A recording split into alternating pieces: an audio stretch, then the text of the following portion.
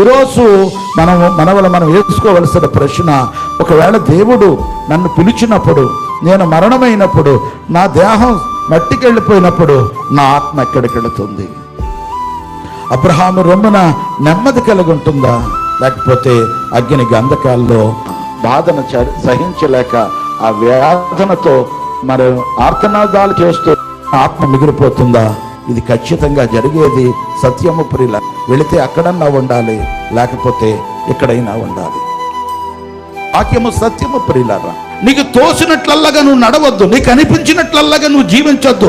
నేను ఎలా నడవాలి, ఎలా జీవించాలి, ఎలా నడుచుకోవాలని దేవుణ్ణి అడుగు. ఎవరిని అడగాలి? నువ్వు దేవుణ్ణి అడుగు. నువ్వు దేవుణ్ణి అడిగితే దేవుడు నీకు సహాయం చేస్తారు.